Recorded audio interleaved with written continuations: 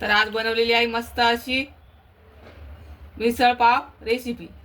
तर बघू शकता किती मस्त कट तयार झालेला आहे याचे, तरी पण किती छान आलेली आहे। तर तुम्हाला माझी रेसिपी ट्राय करायची आहे, तर चला मग बघूया कशी बनवली। तर श्री शिवाय नमस्तुभ्य मैत्रिणींनो, मी आहे अंजली कुंभार। माझ्या यूट्यूब चॅनलमध्ये तुमच्या सर्वांचं स्वागत करते। तर कशा आहेत तुम्ही? मी मस्त आहे। तर आज मी बनवणार आहे मस्त अशी झणझणीत मिसळ। तर त्यासाठी मी इथे घेतलेली आहे एक वाटीभर भिजवलेली मटकी। तुम्ही मोड आलेली पण घेऊ शकता। तर मी इथे ही मटकी आता कुकरला एक शिट्टी काढून घेणार आहे। आपल्याला मटकी जास्त शिजवायची नाही, फक्त थोडीशी आरडकच्ची किंवा थोडीशी मऊ होऊ द्यायची आणि एक शिट्टी व्हायच्या अगोदर पण बंद करू शकतो आपण गॅस। तर मी इथं एक तांब्याभर पाणी टाकलेलं आहे एक वाटीला। एक अर्धा चमच मी याच्यामध्ये मीठ टाकून घेते मटकी पुरतं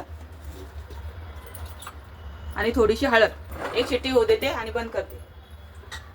तरी ते आपली एक कुकरची शिट्टी होईपर्यंत आपण इकडे मसाले भाजून घेऊ। तर मसाल्यासाठी साहित्य सांगते। मी इथे घेतलेले आहे 2 तेजपत्ते, 2 चम्मच धने, 3 हिरवी इलायची, 2-4 मिरे, 2 लवंगा, 6 जिरे, दालचिनीचे 2-4 तुकडे आणि खोबरं थोडं घेतलेलं आहे, 9-10 लसणाच्या पाकळ्या आणि 3 कांदे घेतलेले आहेत कापून। तर आपण याच्यासाठी मसाला बनवण्यासाठी सगळं भाजून घेऊ।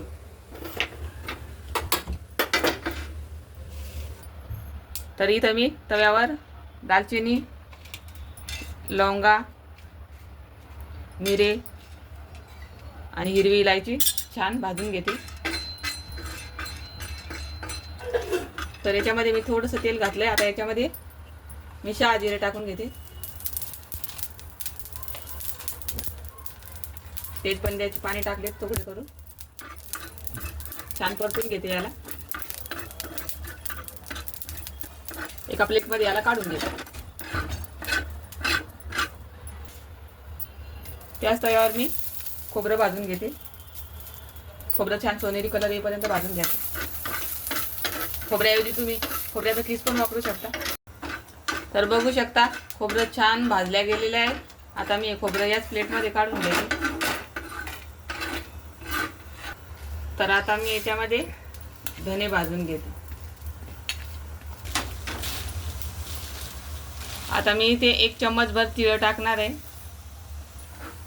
तर बघू शकता धने पण छान भाजल्या गेलेले आहेत। आता मी धने पण या प्लेटमध्ये काढून घेते। तर आता या तव्यावर मी कांदा भाजून घेते। कांदा छान लाल कलर सोनेरी डार्क कलर येईपर्यंत भाजून घ्यायचा। तर आता इथं कांद्यामध्ये मी तेल टाकून भाजणार आहे, म्हणजे मग लवकर भाजला जाईल कांदा। तर बघू शकता इथं किती मस्त छान कलर सोनेरी कलरवर कांदा भाजला गेलेला आहे। आता त्याच्यामध्ये मी लसणाच्या पाकळ्या घालून घेते आणि त्या पण थोड्या तळून घेते याच्यामध्ये। तर इथं माझं छान हे कांदा आणि लसूण भाजून झालेले आहे। आता मी गॅस बंद करते आणि हे एका वाटीमध्ये काढून घेते।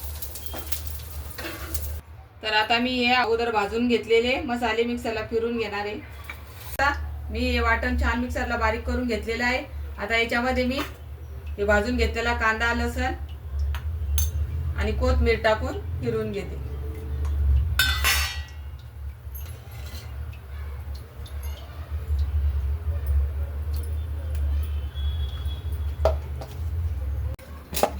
तर बघू शकता मी थोडं थोडं पाणी घालून या पद्धतीने हे वाटण वाटून घेतलेलं आहे। आता आपण मिसळचा कट बनवून घेऊ। तर बघू शकता इथे एक शिट्टी घेतल्यावर या पद्धतीने मग आपली मटकी झालेली आहे। आता आपण हे एका चाळणीने पाणी गाळून घेऊ। तर इथे आपली मटकी आणि वाटण तयार झालेलं आहे। आता आपण कट बनवण्यासाठी कढई ठेवलेली आहे मी गॅसवर। आता आपल्याला मिसळ बनवायची म्हणजे तेल भरपूर प्रमाणात लागते, तरी छान आली पाहिजे। तर मी इथं 3 पळी तेल घालून घेते। तर तेल छान गरम झालंय। आता मी इथं आलं लसूणची पेस्ट घातलेली, ती छान तळून घ्यायची।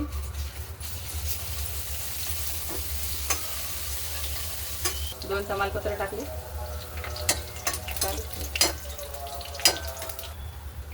कढीपत्ता छान तळून घ्यायचा।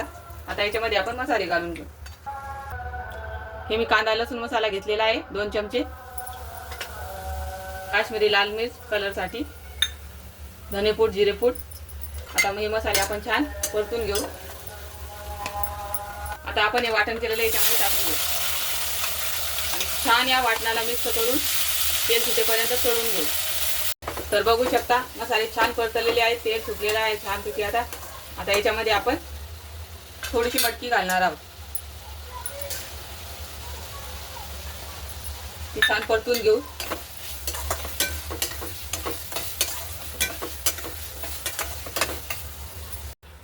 तर आपली मटकी छान परतल्या गेलेली आहे. आता याच्यामध्ये मी एक उकडलेला बटाटा टाकणार आहे. तो पण आपण छान परतून घेऊ मसाल्यामध्ये. बटाटा उकडलेला आहे. आता आपण याच्यामध्ये मी हे मटकी उकडून घेतलेलं पाणी घालणार आहे. आपल्याला कट कितपत पातळ घट्ट पाहिजे या प्रकारे.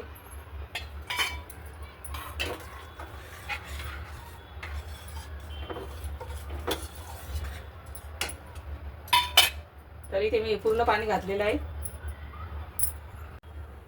तर इथे मी आता चवीपुरतं मीठ घालते. आपण मटकीमध्ये मीठ टाकलं होतं, तर त्यात मटकीच्या पाण्यामध्ये मीठ आहे. हे आपला अंदाज बघून चवीनुसार मीठ घालायचं.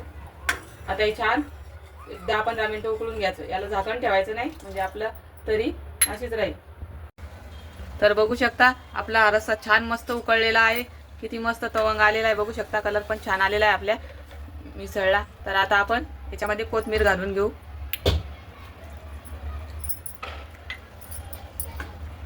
मी या रस्स्याला छान 10 मिनिटं शिजून घेतलेला आहे. आता आपण हे गॅस बंद करू आणि सर्व करू.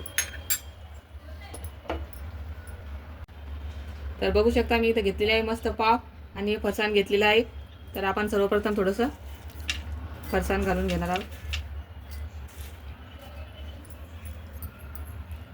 मस्त अशी उकड काढलेली मटकी, याच्यामध्ये थोडीशी उकड काढलेली वाटाणे,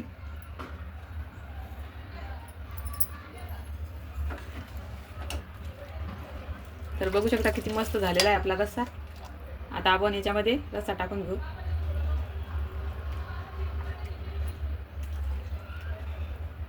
आता आपण मस्त हा कट घालून घेऊ. तर बघू शकता किती मस्त दिसते आपली मिसळ. आता वरतून थोडीशी शेव घालायची. हा काय भारी झालेली आहे मिसळ. याच्यामध्ये वरतून थोडासा कांदा, थोडंसं टोमॅटो आणि मस्त लिंबू पिळायचं याच्यामध्ये.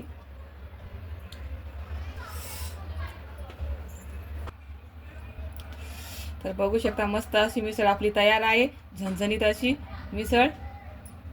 तर तुम्हाला माझी ही रेसिपी कशी वाटली नक्की कमेंट करून सांगा. अगदी साध्या सोप्या पद्धतीने मी मिसळपाव बनवलेली आहे. अगदी कमी साहित्यात घरच्या घरी हॉटेलसारखी मिसळपाव तुम्ही या पद्धतीने नक्की करून बघा.